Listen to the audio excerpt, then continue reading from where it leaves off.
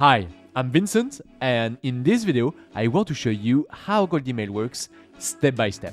So you will see what cold email really is, and I will try to make it as simple as possible to understand. The 3 core components you need to be able to send your very first cold emails. Then I will show you the best practices to improve your email deliverability.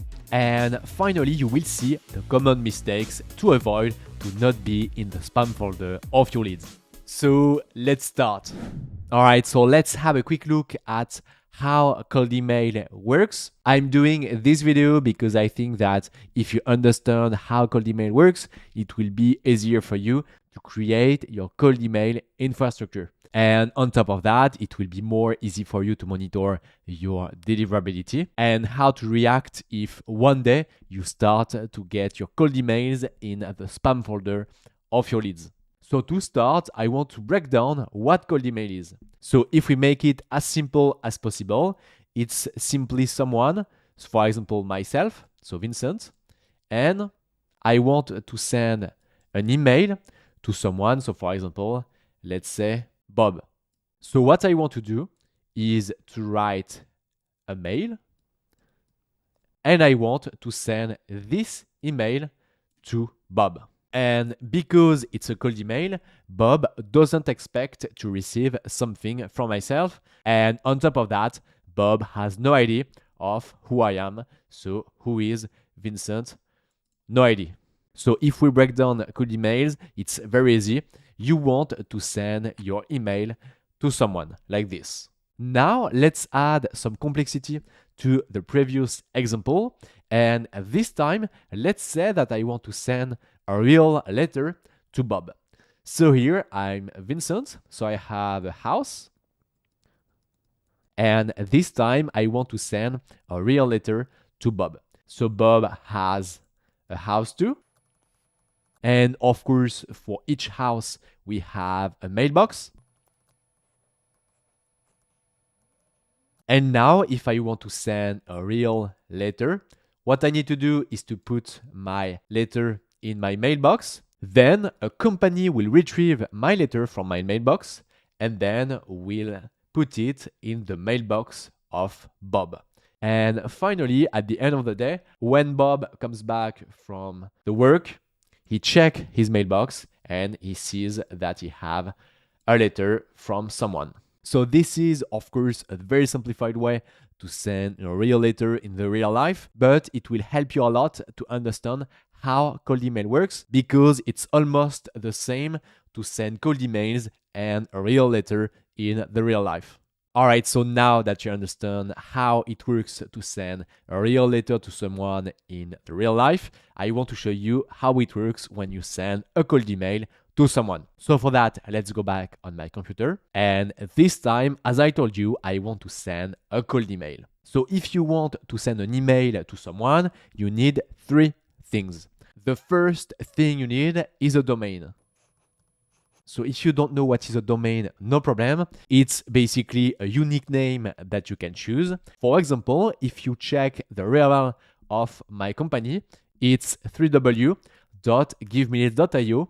And here, GiveMeLeads is my domain. So a domain, if we take the previous example, is like the house. So to make it more simple, I will draw the house. Then the second thing you need if you want to send a cold email is a mailbox. So it's exactly this from our previous example. So I draw a mailbox. For example, you can get a mailbox from Google, from Microsoft, or you can just have something custom. And finally, the last thing you need to be able to send some cold emails is a server. So it's basically a computer that will send your emails, and you can identify this computer, so this server, with an IP address. So IP. So with a domain, a mailbox, and an IP address, you will be able to send cold emails to your leads. And for this example, you will be able to send a cold email to Bob.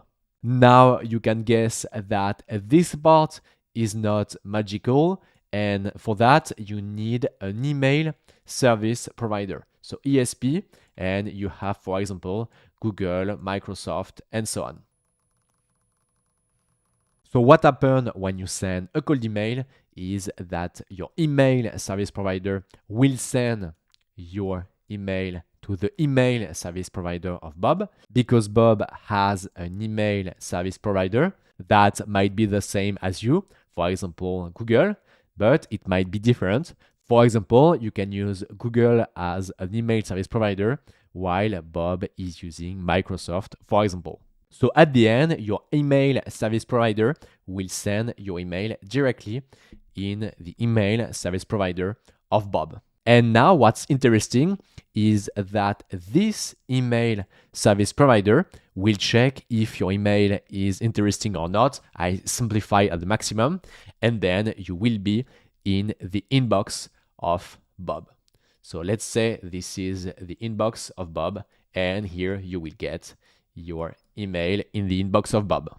All right, so at this point, I hope that you have a good overview of how cold email works. And now what I want to show you is how you can get a good deliverability, because at the end, you want to be in the inbox folder of your leads and not in the spam folder. So let's go back on my computer. So the first thing you can optimize for your domain is how old is your domain. And actually for your domain, the older, the best. So if you just bought a new domain, I recommend you to wait at least 2 weeks before sending cold emails. And the best is to wait between 30 to 90 days. So here, as I told you, I recommend you to wait at least between 4 to 12 weeks before sending cold emails with a new domain. Then the next thing you can optimize for your domain is your DNS setup. And here for this setup, you have to configure your SPF, DMARC, and your DKIM. So basically, when you configure your DNS, you set up your SPF, DMARC, and DKIM. So for this part, I know that it's a bit technical, but don't worry, I will show you everything step by step on how you can configure your DNS. If you are curious and you want to understand why you need this kind of thing, so a DNS setup, it's basically, so let's go back on my previous example. So when you set up your DNS, you just say that this mailbox is owned by this domain. So basically, it helps the email service provider to identify who owns this mailbox. So you understand that this is extremely important to set up this DNS record, because the email service provider will check, of course, the reputation of your domain. So for example, if they find a mailbox from nowhere or from a bad domain, they will not send your email, or you will be in the spam folder. So that's why you want to have a good reputation for your domain, because it will help a lot for your deliverability. All right, so now let's see how you can increase your deliverability with your mailbox. So as I told you, you can use mailbox services like Google, Microsoft, and you have custom mailbox. And if you want to have the best deliverability, guess what? I strongly recommend you to use Google or Microsoft. And why I recommend you to use Google or Microsoft? It's because they are more trustworthy compared to a custom mailbox. I don't say that it doesn't work when you have a custom mailbox, but if you want something simple that already works and it will always work, I strongly recommend you to use Google or Microsoft mailbox. Now, the next thing you can do to increase the deliverability is to warm up your email addresses. So if you create a mailbox and you start sending like 50 emails a day, it's not very good, it's not a good signal, and that's why you need to slowly ramp up the number of cold emails you send per day. So for example, day 1, you send 2 emails, the day number 2, you send 4 emails, and so on, and you slowly increase the number of cold emails you send per day. But of course, you have a limit, and this limit is between 20 to 30 cold emails per day per mailbox. So 20 to 30 cold emails per day. And finally here you have your IP address. And basically, if you use a Google mailbox or Microsoft mailbox, you will get an IP from Google or Microsoft, which is perfect. But if you use something more custom, you don't know if your IP address is trusted by the email service provider. So that's why I recommend you to use Google or Microsoft, because you will use the IP address from Google and Microsoft. So to show you a good example, I want to show you the pricing of an email infrastructure tool. And basically here, when you buy this plan, you buy custom mailboxes. And here you see that you have an unlimited email inboxes. And when you have this, you don't rely on the IP addresses from Google and Microsoft. And you see here that you have dedicated IPs ready to go. So with this example, I don't want to tell you that this kind of system doesn't work, because it works. But if these IPs are bad, you will be in the spam folder of your leads. And instead, I recommend you to have IP addresses from Google and Microsoft, because these IPs are more trusted by the email service provider. And now I want to show you the rest, and you will understand again why I recommend you to have IPs from Google and Microsoft. So you send your cold emails to Bob.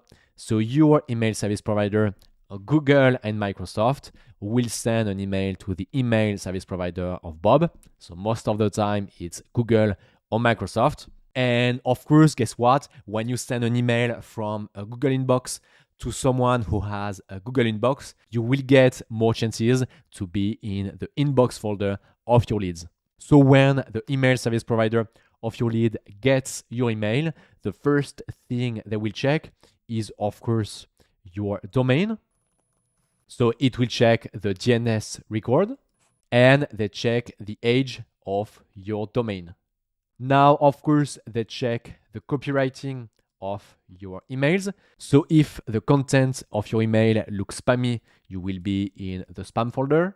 If you use some keywords like free, offer, it will hurt your deliverability. And of course, the email service provider of your lead will check your IP. So is your IP trusted or not? And if not, you will be on the spam folder of your leads. So with this example, you understand how important it is to manage properly your domains, your mailboxes, and your IP addresses, because at the end, you want to be in the inbox folder of your leads and not in the spam folder. So this is how cold email works. And now, if you want to launch your very first cold email campaign, I've made a complete beginner-friendly tutorial. So at the beginning, I show you how to find B2B leads using LinkedIn Sales Navigator. And then I show you how to use Lemlist to send your very first cold email campaigns. So if you want to check this video, you can click somewhere on the screen. It was Vincent. I wish you a nice day, and I see you in the next video. Bye bye.